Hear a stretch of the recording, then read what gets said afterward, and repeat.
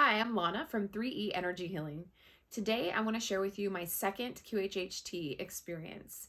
I have already shared my first experience and I'll post the link down below so that you can view that as well. So my second experience happened after some very traumatic and difficult events in my life. I had received my first session nearly a year prior to when I received my second session, and had remained in awe of the experience, remained pain-free, and you can look at the other video to see what kind of pain was relieved for me.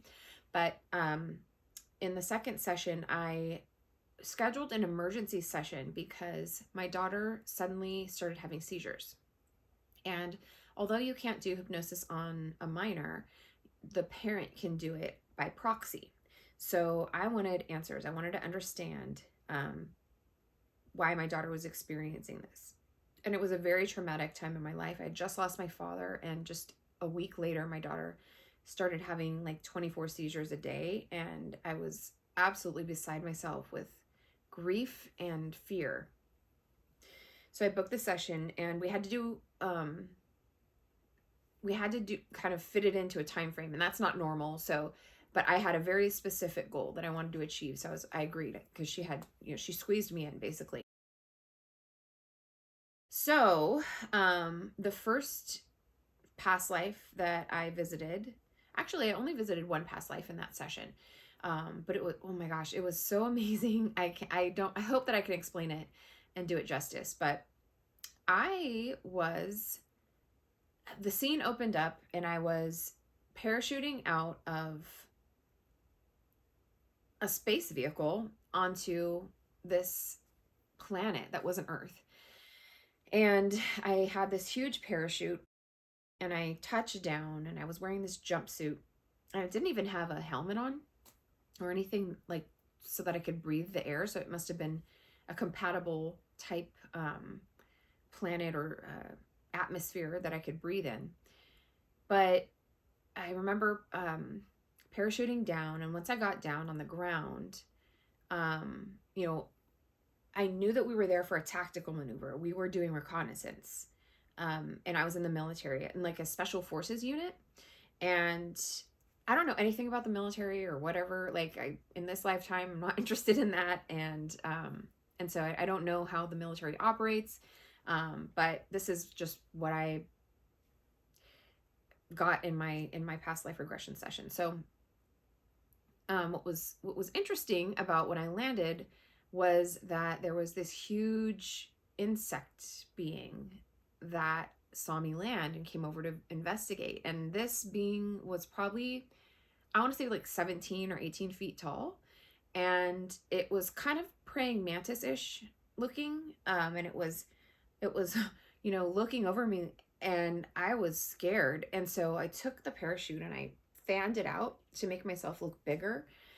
And I was like running away from this thing because I was scared. Next important moment that we went to, I was back in the spaceship, and there was this table. And the table had a 3D hologram that it depicted where we were going to go in to start the reconnaissance mission on this planet. And it was like these huge slabs kind of that toppled over on each other. And so our plan was to land and then go inside that little structure. It wasn't a structure, it was a natural formation of rock. But we were a group, and I was there with like the military people who were planning this mission.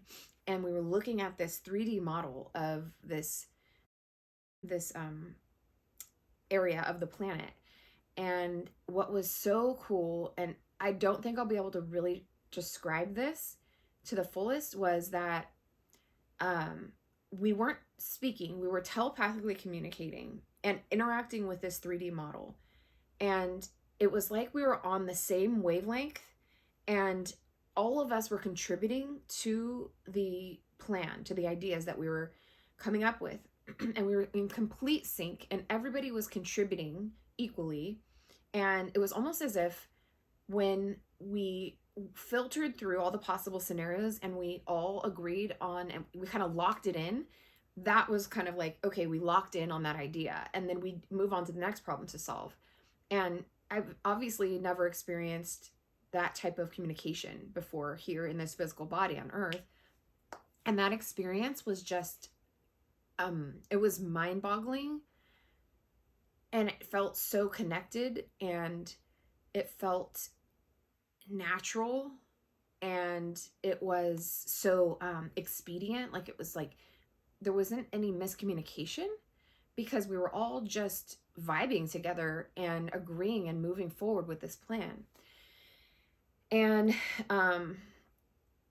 the next thing that happened, though, was that there was an alarm that started going off, and the spacecraft was in trouble somehow. There was an alarm. It was like a fire or something was happening to where we were not going to survive. And the minute that started happening, we clicked into fear. And once we clicked into fear, we disconnected from the synergy that we were experiencing as a team. And we started making our own individual decisions in order to have self-preservation.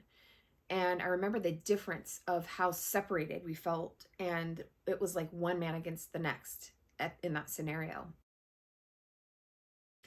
And so I went towards these doors that kind of opened automatically. And I was in an elevator, and I remember thinking, okay, what am I going to do next? And like the weird feeling about having independent thought being sparked by fear. It was just something that didn't feel good. It felt heavy, as opposed to this high level synergy that we were experiencing as a group. So that was the next scene. And then I forgot to mention, when I was on the planet, I had come back to the ship, and I remember this feeling of being so exhilarated. Like, I was an adventurer. I had this sense of adventure that, like, this is what I do this job for. Like, I'm an explorer. I'm an adventure. This stuff, like, it hypes me up. It makes me feel like I'm alive. That's why I do this job. So the final scene, the scene of my death, I somehow was back on the planet with the mantis being. And at that point, I realized I also had gills and lungs, which was freaky. But I had gills, and I couldn't breathe. And I was trying to breathe both ways, through the gills and through my lungs, and I couldn't do it. And the mantis being was just sitting there over me. And the sense I got from this being was absolute sheer curiosity. So there was no malice. There was no malice involved in this being. It literally had never seen something like me before, and was so curious. It didn't want to miss a beat. It just wanted to look at me like, what is this thing? What is this thing doing? What is happening? But with an open heart, with just a exuberance for life, and a genuine, pure joy and curiosity of like, what is this creation? But yet I was dying and panicking and like freaking out, because I have this 18-foot mantis being hovering over me, and I'm like, is he going to eat me? I can't breathe. I'm going to die. And I ended up crossing over. And the minute I crossed over, I could connect with the the mantis being, and it was super cute, because the mantis being was like, oh, that's what was happening. He died, and he just didn't know. He didn't have any experience with this form that I was, this being that I was, and didn't have any idea what was happening, why I was gasping for air, making those noises, didn't realize I was dying, but curious, wondering what is happening. Didn't have any way to even realize that it needed to help me in some way, and was genuinely shocked when I crossed over. And the sense of wonder and curiosity was remarkable. And I was laughing as a soul who had crossed over, looking at the aftermath, watching this being kind of, it dawn on this being like, oh my God, like this, oh, it just died. Oh, that's what was happening. So, what I brought back from that, the lesson from that life, was be curious. And how fear can interrupt the synergy between people and our unity. So the sense of curiosity at that time in my life was completely clouded out by fear because my daughter was having all these seizures. And the advice that I was being given was, instead of experiencing this problem with fear in which you're going to isolate yourself and be at war with almost what she's going through, be curious about it, have a genuine curiosity for what's happening, you know. Oh my God. And I'm just realizing now, oh my gosh, see, and every time you think about this or listen to the recording, you literally put pieces together that you never thought of. And I'm just thinking now, when I'm watching my daughter having seizures, I'm wondering what is happening. But I wonder from a place of fear still a little bit, because, you know, I don't want her to have these. It's awful to watch your daughter have seizures and to suffer. She suffers. And so I have started more wondering with curiosity and having more of an open mind about like why she's having these seizures. What's the problem? What's happening? But oftentimes I do find myself becoming very sad and fearful, like, you know, because it just is hard to see your child suffering. But at any rate, I just put that together, that just like that mantis being, I don't know what's happening. I don't know why she's making these noises or her body is making these movements in this way. And that was the same position that the mantis being was in during that regression. Wow. So anyway, that thought around being curious, genuinely curious, but also joyful, because the mantis being had this genuine love for creation and just this fascination of like, what's happening?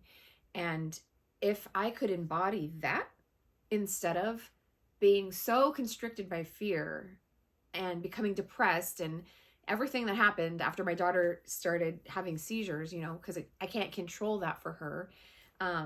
If I were to just be genuinely curious and live life with a sense of joy and wonderment, then, you know, I wouldn't feel so afraid and so separated.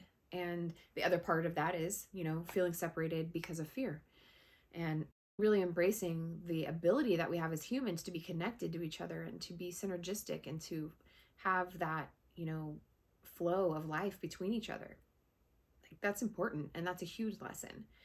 So afterward, I asked about why does my daughter have this illness? What's going on? And after the session, I was disappointed because I didn't really believe that what the answers that I got would be helpful. But that was because I was still in fear and I wanted answers and I wanted to control it, and I wanted a drug that can control this for her, of which there are none. Because this is at the point when I had this session, we did not understand her diagnosis. We had no idea what was happening. And it wasn't until at least 4 months later that the doctors finally landed on a diagnosis for her. And part of the problem, and actually part of the treatment, was to bring more joy into her life.